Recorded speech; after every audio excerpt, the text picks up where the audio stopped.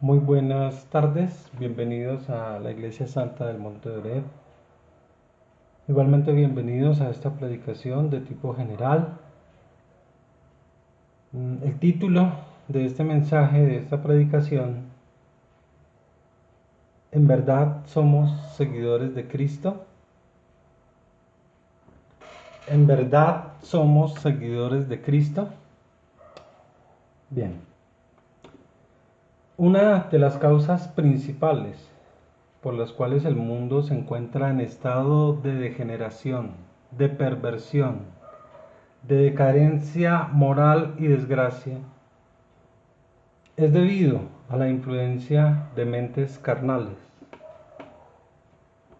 Hombres y mujeres que se han desviado de manera parcial y en algunos casos completamente de los designios instaurados por el Creador, cometiendo todo tipo de acciones impulsadas por malos pensamientos, pensando solo en disfrutar de los deseos de la carne, complaciéndose en todo aquello que les cause placer y satisfacción. Para estas personas que corresponden al hombre carnal y al hombre natural, para estas personas carnales y naturales, no tiene ninguna importancia el aspecto espiritual. Su vida gira y se manifiesta en función de satisfacer la naturaleza sucia, corrompida e indecente, olvidándose de Dios, sin entender que su fin es la destrucción de su alma. El alma, ya lo he dicho en otras oportunidades y vamos a hacer una predicación respecto a esto, el alma puede ser destruida, el alma puede morir. Muchos creen que el alma es inmortal y no, el alma puede morir. En el libro de Ezequiel, no sé en qué capítulo en este momento, dice: el alma que pecare, esa morirá. Y en el Nuevo Testamento nos dice que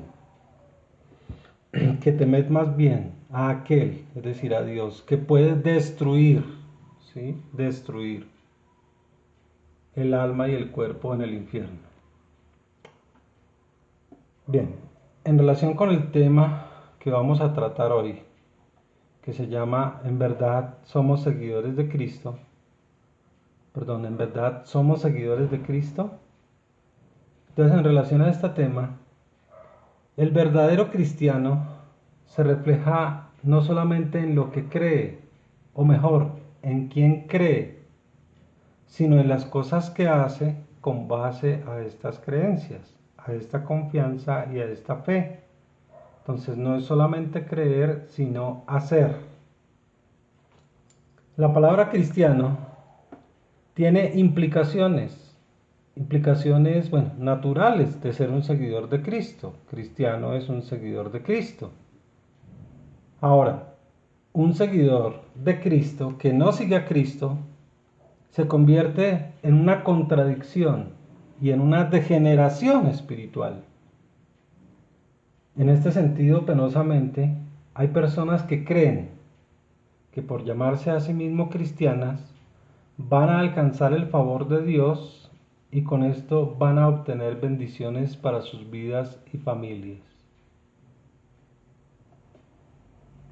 Bien, la realidad que nos muestran las escrituras con relación a este tema tan notable es que los verdaderos cristianos son personas imperfectas, que luchan día a día por perfeccionarse.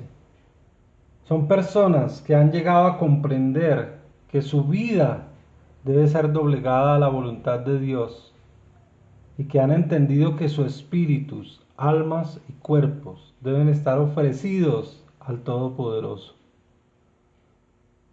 Es necesario indicar que estas personas que tienen el conocimiento de la palabra de Dios, que entienden y disciernen su palabra con sabiduría divina, asumen, estos verdaderos cristianos, asumen que su vida cristiana no es fácil, que una de las cosas más duras, amargas y lamentables es fallarle a Dios y no vivir de acuerdo a sus estándares establecidos por Él en su palabra. Muchas personas que dicen ser cristianos asumen este papel de manera simple, porque la tradición de su familia o de sus ancestros o cualquier otra circunstancia así lo ha determinado, no sabiendo que esta vana y superficial manera de vivir tendrá impedimentos, alcances y participaciones devastadoras en su alma, de tal manera que todo el que no reconoce al Señor Jesucristo como Señor y Salvador es un verdadero cristiano. Fíjate lo que estamos diciendo aquí. No todo el que reconoce al Señor Jesucristo como Señor y Salvador es un verdadero cristiano. No basta con reconocer o con creer. ¿Listo? Vamos al libro de Lucas. Lucas 6:46. Lucas 6:46 dice: ¿Por qué me llamáis Señor, Señor, y no hacéis lo que yo digo? No hacéis lo que yo digo. Fíjate lo que está diciendo aquí Jesucristo, ¿no? Consideramos como cristianos, o más bien, considerarnos como cristianos, no nos proporciona los fundamentos básicos de las doctrinas contenidas en su palabra, ni expresan una fe personal en el Señor Jesucristo. Considerarnos como cristianos, fíjate. Ahora, el verbo que utiliza el Señor en el pasaje que ya leímos, Lucas 6:46, es hacer. Fíjate que dice: ¿por qué me llamáis Señor, Señor, y no hacéis? Fíjate que te dice: no hacéis. Aquí no está hablando de no creéis, sino no hacéis lo que yo digo. Entonces, ese verbo hacer, en este sentido, significa obrar. Su significado es trabajar, ejercer, actuar, es realizar algo, es llevar a cabo las obras que Él nos mandó a hacer, empezando porque las obras son los mismos frutos del Espíritu. Ya sabemos cuáles son esos 9 frutos o obras del Espíritu. Bien, así como dice otra parte de la Escritura en Santiago, hablando de que la fe sin obras es muerta, ¿sí? El creer sin obras es una acción muerta. Vamos a Santiago 2. Santiago es uno de los últimos libros de la Biblia, casi de los últimos. Bueno, una de las cartas generales que se encuentra al final del Nuevo Testamento. Santiago 2, 19, 20. Dice: ¿tú crees que Dios es uno? Bien haces. También los demonios creen y tiemblan. ¿Mas quieres saber, hombre vano, que la fe sin obras es muerta? Vuelvo a repetir: ¿tú crees que Dios es uno? Bien haces. También los demonios creen y tiemblan. ¿Mas quieres saber, hombre vano, que la fe sin obras es muerta? Esta palabra nos muestra que los demonios también creen en Él. ¿Creen en quién? En Dios. Que tienen conocimiento de su grandeza. Que afirman que Él existe y que por eso tiemblan, porque temen a su soberanía, su señorío y autoridad. Pero estos demonios no le obedecen.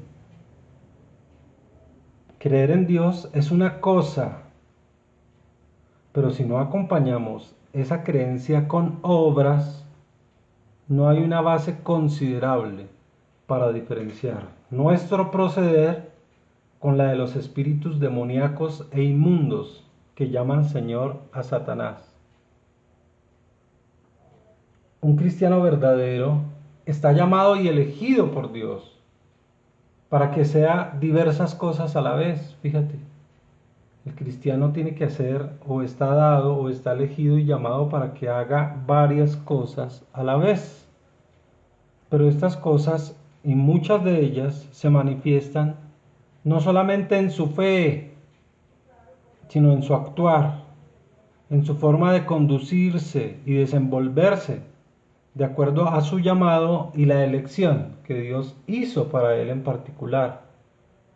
O sea, el Señor, esa elección que hizo incluso hasta consigo mismo, o sea, consigo mismo, en su hogar, en su familia, en su iglesia, en su ciudad o en su nación, todo apuntando al llamado que hace el Todopoderoso a su vida. Perdón. Un cristiano verdadero no solamente cree en Dios, sino que es aquel que se arrepiente de todo corazón, es bautizado y recibe al Santo Espíritu de Dios. ¿Listo? Entonces fíjate las condiciones, fíjate que hay unos requerimientos para podernos desenvolver nosotros en la vida cristiana. Dice que tenemos que arrepentirnos, que tenemos que ser bautizados y que tenemos que recibir su Espíritu Santo. Porque un verdadero cristiano no es solamente cree en Dios, sino que lleva a cabo estas cosas. Vamos a Hechos 2:38. Hechos 2:38, Hechos de los Apóstoles. Hechos de los Apóstoles nos habla de la iglesia primitiva, es decir, cómo siguió la iglesia después de que Jesús partió de esta tierra. Hechos 2:38. Dice, Pedro les dijo, arrepentíos y bautícese cada uno de vosotros en el nombre de Jesucristo para el perdón de los pecados y recibiréis el don del Espíritu Santo. ¿Sí? Entonces fíjese, arrepentíos. Pedro estaba ante una multitud, ¿sí? Y ellos preguntaron, bueno, ¿qué debían hacer para ser salvos? Y Pedro les dice, arrepiéntanse, bautícense y reciban el don del Espíritu Santo. Fíjese, estas tres condiciones para poder caminar con Cristo. Un verdadero cristiano está atento a cuál es la voluntad del Padre, del Hijo o del Espíritu Santo, luchando por entender los mandamientos de Dios, estando atento a la palabra profética más segura contenida en las Escrituras, viviendo por esta palabra, estas señales y consignas, sin importar el coste personal o los obstáculos que se le puedan presentar. Fíjate que tenemos que leer la palabra. Un verdadero cristiano es el que escudriña la palabra, el que la lee, el que medita en ella. Vamos a 1 de Juan 5:2-5. 1 de Juan 5:2-5. En esto conocemos que amamos a los hijos de Dios, cuando amamos a Dios y guardamos sus mandamientos. Fíjate, amar a Dios y guardar sus mandamientos. Pues este es el amor de Dios, que guardemos sus mandamientos. Y sus mandamientos no son gravosos. En otras traducciones dice que no son difíciles de cumplir. Pero ¿para quiénes? Para los que son de Cristo. Porque seguidamente dice en el 4, porque todo lo que es nacido de Dios vence al mundo. Porque todo lo que es nacido de Dios vence al mundo. Y esta es la victoria que ha vencido al mundo, nuestra fe. ¿Quién es el hijo? ¿Quién es el que vence al mundo, sino el que cree que Jesús es el Hijo de Dios? Ahora bien, una de las características principales, extraordinarias y más impresionantes de un verdadero cristiano tiene que ver con el hecho de que un verdadero hijo de Dios, un verdadero seguidor de Cristo, está luchando. Esa es una de las características extraordinarias de una persona que está con Cristo. ¿Que qué? Que está luchando.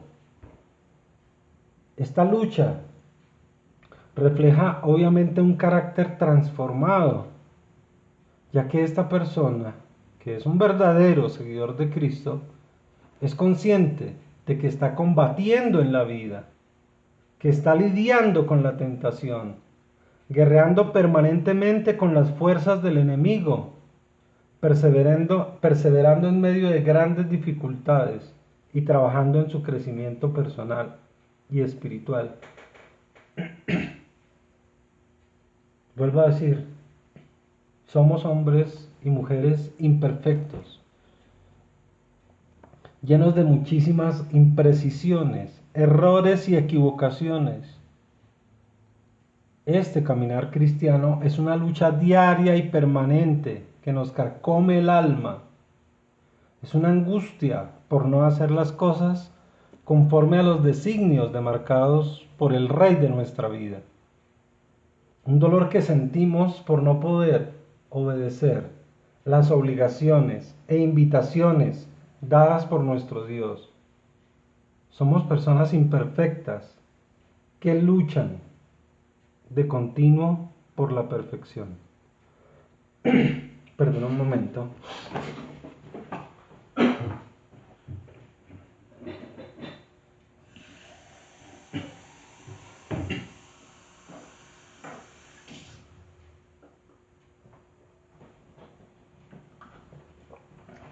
Disculpen, es que estaba trayendo un vaso de agua.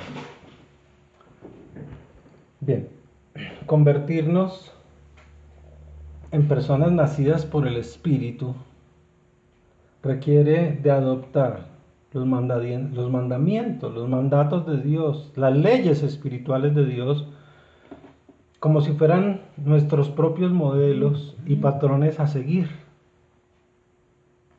Tipos de comportamiento que tenemos que esforzarnos por alcanzar. Debemos escudriñar su santa palabra y delimitar la base de nuestra conducta respecto a lo que es correcto, prudente y justo. ¿Sí? Saber diferenciar qué es lo correcto y qué es lo incorrecto, pero para eso hay que incursionar y hay que meternos con la palabra de Dios, la Biblia. Ser auténticos cristianos es saber quiénes somos en Cristo. Saber lo que somos y no lo que queremos ser. Aquí no se trata de sueños ni nada de eso. Aquí se trata de la realidad. Saber lo que somos y no lo que queremos ser. Conocer que la meta más sublime y final está siempre por delante. Que el arrepentimiento genuino ante Dios es indispensable para nuestro bienestar espiritual y físico. Y que el crecimiento implica un proceso. Fíjate, estamos hablando de que el crecimiento es un proceso, ¿no? Que requiere toda la vida de esfuerzo, de dedicación, de lucha. Lucha que no es solamente por un fin de semana, por un mes o por un año, sino hasta el mismo día de nuestra partida de este mundo. Los verdaderos y auténticos seguidores de Cristo y de sus leyes también fallan, también se equivocan. De vez en cuando toman decisiones terribles, tienen pensamientos espantosos y sentimientos aterradores, porque los cristianos, a pesar de estar con Cristo, no son Cristo. Debemos comprender que como seres humanos, con faltas, culpas, engaños y equivocaciones, que estamos tratando de seguir las huellas señaladas por un Dios perfecto y lleno de gloria. Y que ninguno de nosotros puede seguir por este camino sin tropezar, sin equivocarse, sin cometer pecado. Algunos de ustedes dirán, uy, pastor, pero usted ¿cómo se atreve a decir esto? ¿Sí? O sea, sin equivocarse, sin cometer pecado. Estamos hablando de que no podemos seguir por este camino sin tropezar, sin equivocarse y sin cometer pecado. Bueno, vamos entonces, vamos a la palabra. Primera de Juan 1, 8 al 10. Primera de Juan 1, 8, 10. Si decimos que no tenemos pecado, nos engañamos a nosotros mismos y la verdad no está en nosotros. Si confesamos nuestros pecados, Él es fiel y justo para perdonar nuestros pecados y limpiarnos de toda maldad. Si decimos que no hemos pecado, le hacemos a Él mentiroso y su palabra no está en nosotros.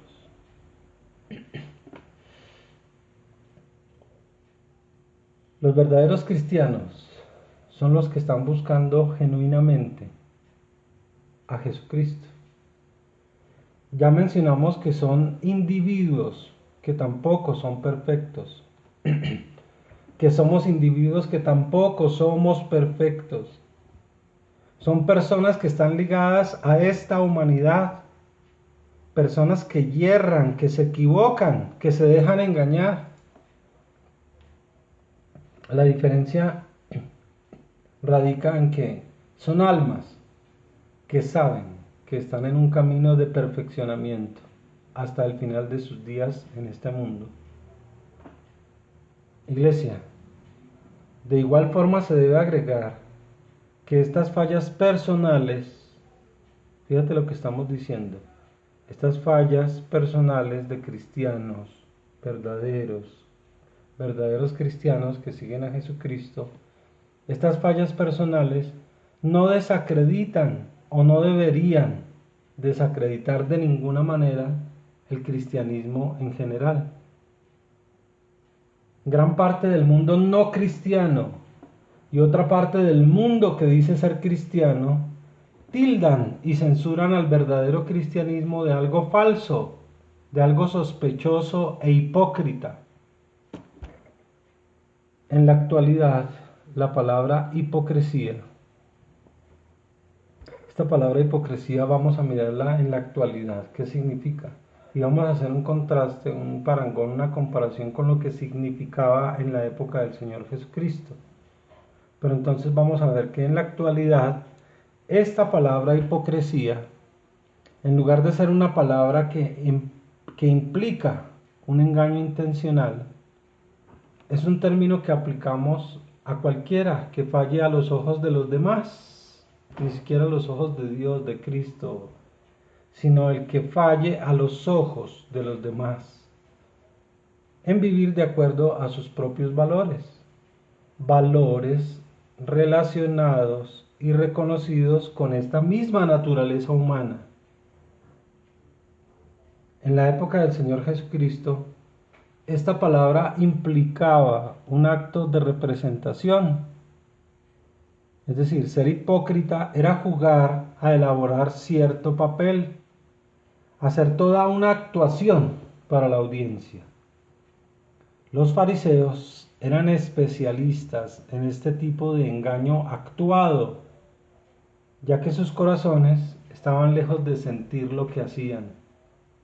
Su piedad era un papel, no una acción genuina. Entonces fíjate lo que era la hipocresía, ¿no? Y lo que es ahora. Todos los seres humanos que han caminado sobre la faz de la tierra desde su creación, es decir, desde Adán hasta la actualidad, han tenido problemas para vivir. Pero ¿cuántos de estos, eh, cuántas personas creen ustedes que han caminado sobre la faz de la tierra desde que Adán fue creado hasta ahora?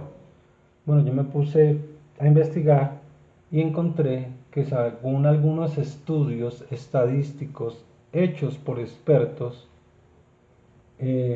esto asciende al número de 100.000 millones de personas. Es decir, 100.000 millones de personas han caminado por el mundo, es decir, que han vivido y han muerto, fuera de los que estamos vivos, que somos como 7.800 millones. Pero todos los seres humanos que han caminado sobre la faz de la tierra, desde su misma creación, han tenido problemas para vivir, para coexistir y desarrollarse de acuerdo a una serie de patrones, modelos y estándares que no vienen naturalmente con su condición humana, sino que tienen que ser aprendidos e instaurados por el gran yo soy. Es por eso que hablamos de un proceso de conversión, que se desarrolla en un transcurso de tiempo, que para la gran mayoría de las personas cristianas auténticas es hasta el fin de su existencia. Dios sabe que ha llamado a su pueblo, a su iglesia, para que haga cosas difíciles. Y Él no espera que lo logre sin cicatrices de guerra. Fíjate, Él no espera que nosotros salgamos indemnes, ilesos, no. Dios sabe que ha llamado a su pueblo, a su iglesia de reino, ¿sí? A su iglesia verdadera, a cristianos verdaderos, para que hagan cosas difíciles, no esperando que lo logren sin cicatrices de guerra, sin presiones, golpes o tropiezos a lo largo del proceso.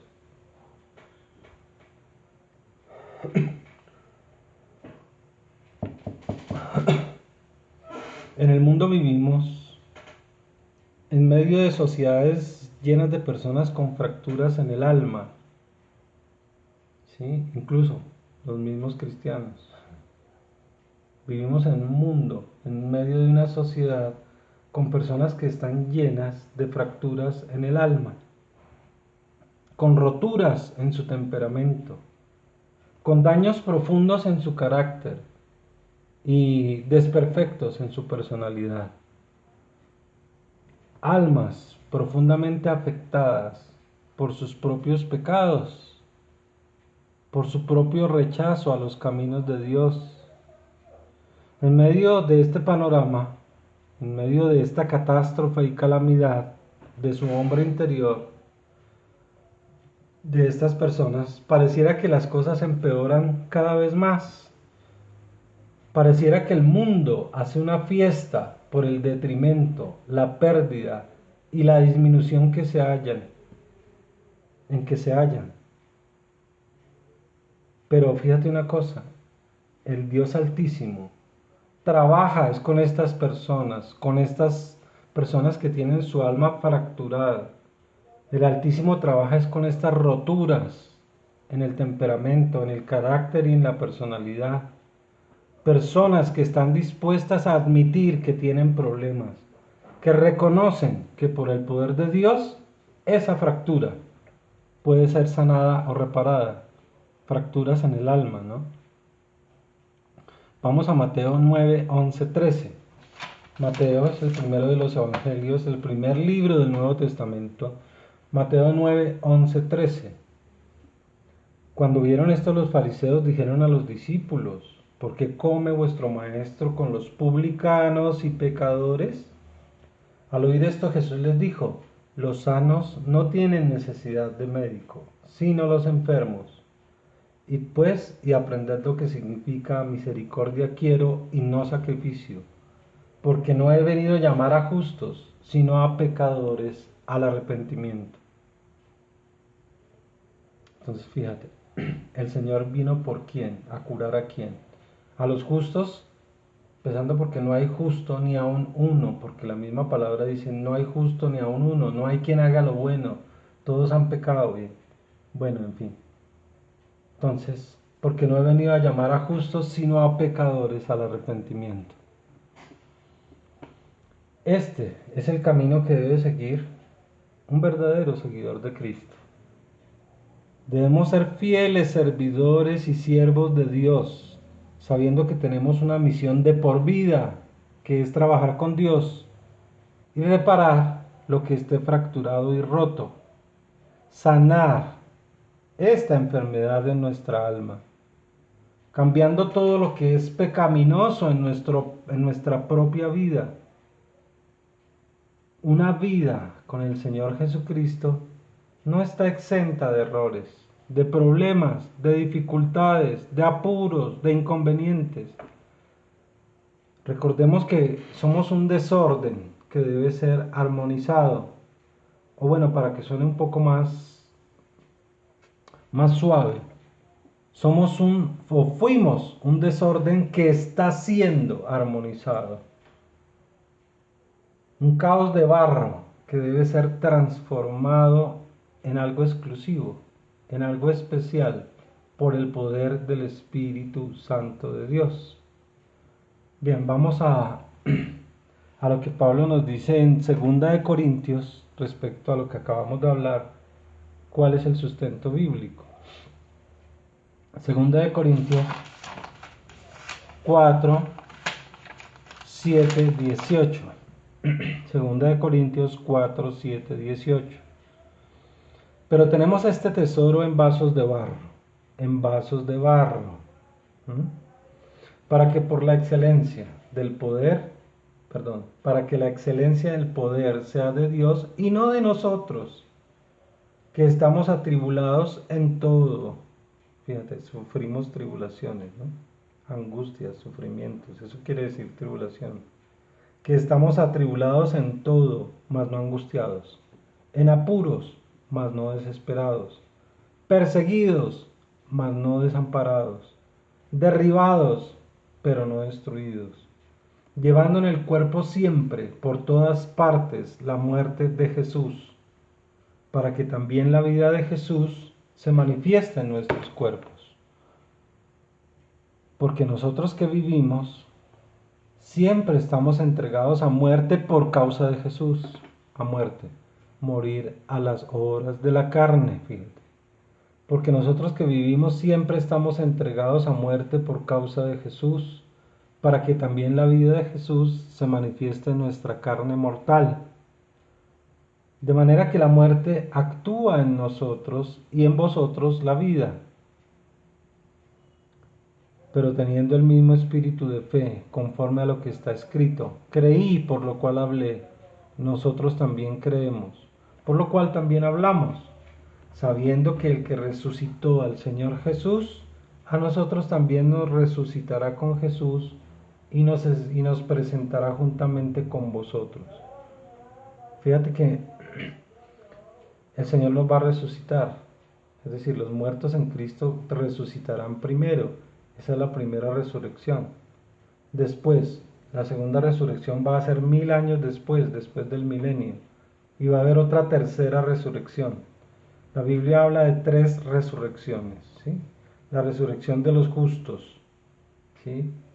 Después de 1000 años del milenio habla de otra resurrección, que es de todas las personas que han vivido a través de todas las épocas, que murieron sin haber conocido el verdadero mensaje del Señor Jesucristo.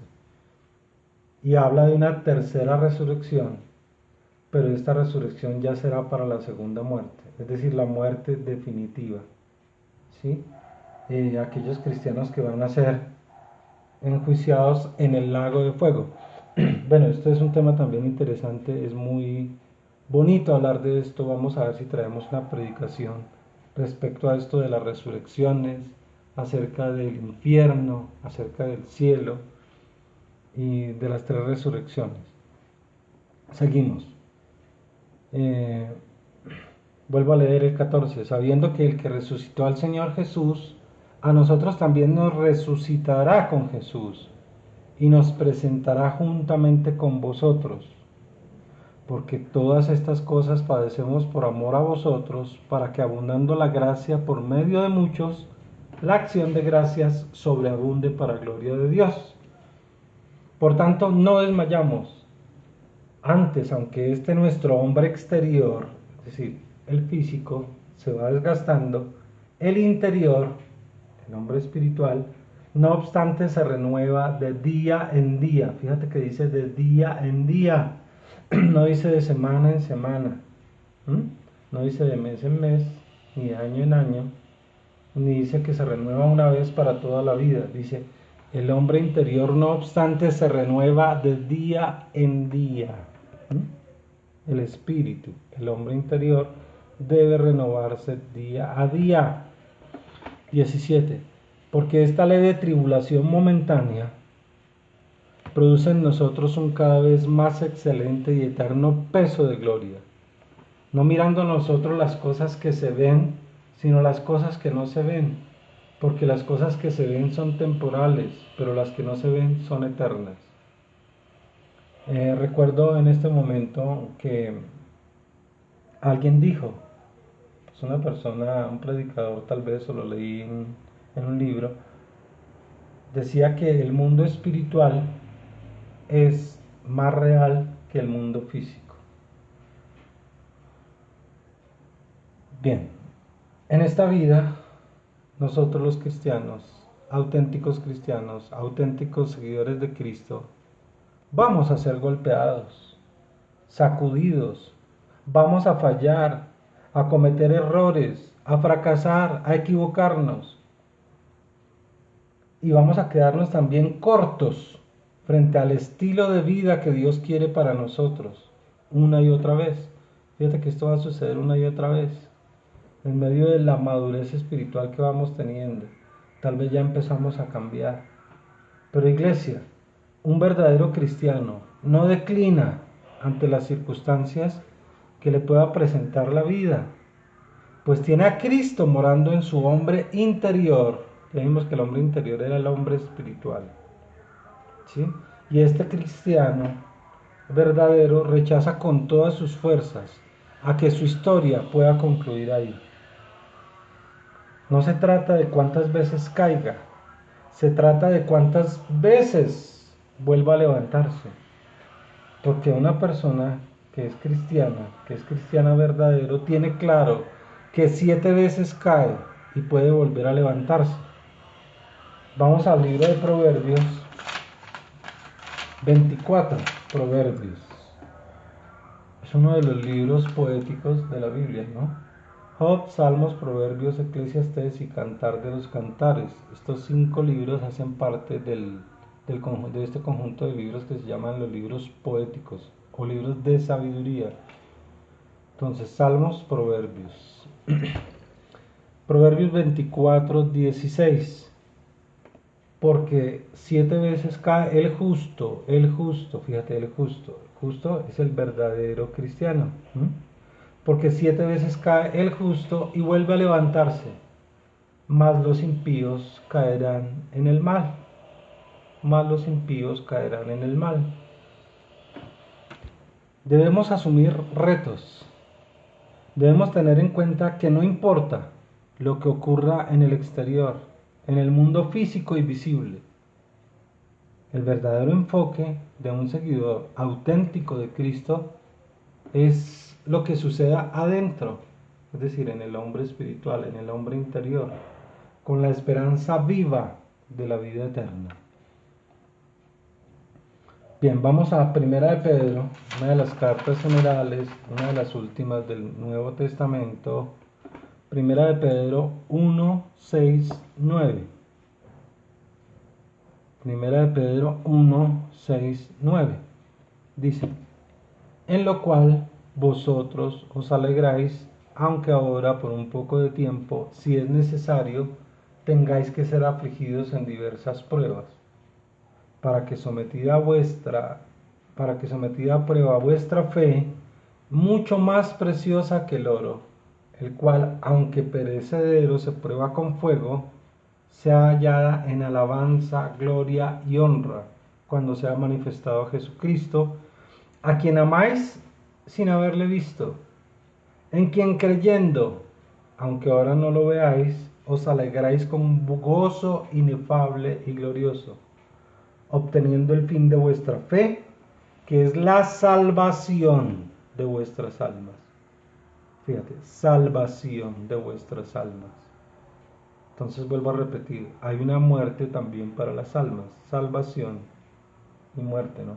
Acá nos habla de salvación de vuestras almas. ¿A través de qué? De todas estas cosas que el Señor nos dice que hagamos. Vamos a obtener la salvación de nuestras almas. Hermanos y hermanas, podemos concluir lo dicho hasta aquí, en que un verdadero seguidor de Cristo es el que está atento a menguar y retroceder en las obras de la carne y a crecer en las obras o frutos del Espíritu. Aquí hemos hablado mucho de esto, acerca de las obras de la carne, que son como 23 y otras más, y muchas más, y los frutos del Espíritu, que son 9. Entonces debemos menguar y mermar en las obras de la carne y crecer en las obras del Espíritu. Ahí nos vamos a dar cuenta, respecto a esto, cuál es el nivel de madurez espiritual que tengamos. El acto de arrepentirnos debe ser el primer paso que nos conduzca a la obediencia, a la bendición y a la más gloriosa manifestación de la grandeza de Dios en nuestra vida espiritual y natural. Meditemos en algo y reconozcamos que los verdaderos cristianos, los cristianos que son verdaderos seguidores de Cristo, no son perfectos el primer día cuando hacen la oración de fe o entregan su vida a Cristo. Eso es un comienzo. Ese primer día debe ser el punto de partida para ir discerniendo que alcanzar la perfección es la cima a la que debemos llegar con Cristo y que esto puede tardar toda nuestra vida física. Bien, con estas palabras terminamos esta predicación. Amén.